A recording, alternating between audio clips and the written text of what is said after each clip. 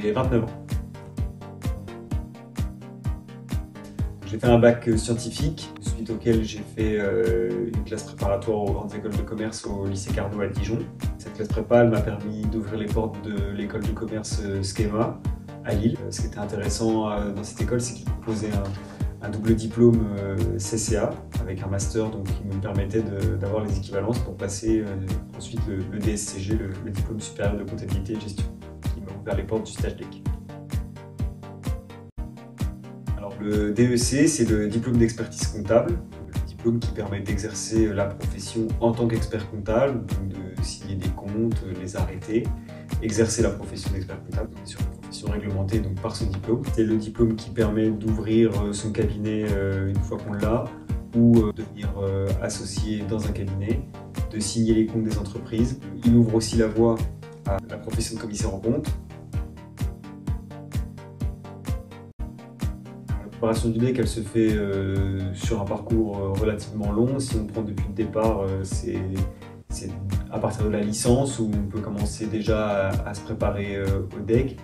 Mais on va dire que les principales étapes sont l'obtention du DSCG qui est au grade de master, qui ouvre la porte au stage DEC, et ensuite, au bout de ces 3 années de stage, on peut passer le diplôme d'expertise comptable qui permet donc d'exercer la profession.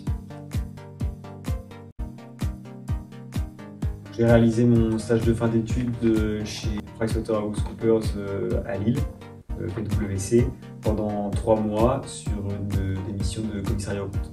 Ça a confirmé mon envie de travailler dans les métiers de l'expertise comptable et du commissariat aux comptes. Du DEC, il se déroule 3 épreuves, 2 écrites et une mixte écrit-oral. Première épreuve, c'est l'épreuve de déontologie, où en fait on est interrogé sous la forme de questions-réponses courtes ou QCM, ça dépend les sessions, sur donc, tout ce qui va être environnement déontologique de la profession d'expert comptable et commissaire aux comptes. Donc, ça va de comment créer son cabinet, le type de société adaptée, à quoi a-t-on besoin pour faire la lettre de mission, ce genre de choses. Donc c'est une épreuve qui dure 1 heure, écrite.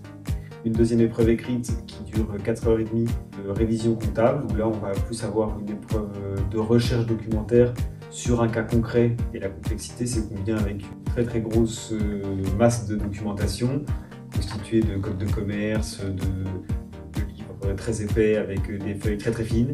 La principale difficulté de cette épreuve, elle est là. Et en fait, c'est un cas pratique d'expertise comptable qu'on peut rencontrer comme tous les jours dans nos professions.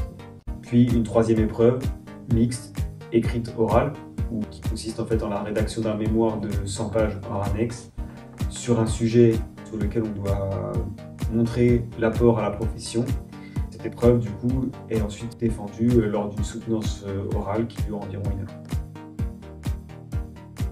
Moi, je trouve que c'est un examen qui est très intéressant puisqu'il est complet, c'est-à-dire que c'est pas juste le DEC à la fin qu'on passe, c'est le DSCG, le stage, il est l'aboutissement de plusieurs années de préparation. Cependant, mon ressenti est justement l'intérêt de le passer est dans le parcours, c'est-à-dire à la fois les années de préparation lors du stage et ensuite la partie, on va dire, plus bachotage et rédaction du mémoire qui, elle, nous projette vraiment sur le concret du métier d'après. Moi, je pense que c'est un diplôme qui prend du temps à être passé.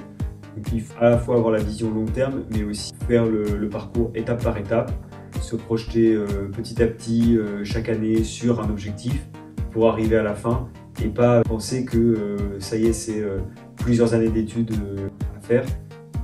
Parce qu'en fait, c'est un parcours plus qu'une finalité, c'est un parcours que je conseillerais, c'est de toujours mettre en perspective cette préparation de diplôme par rapport à son parcours professionnel et à ce que ça peut apporter.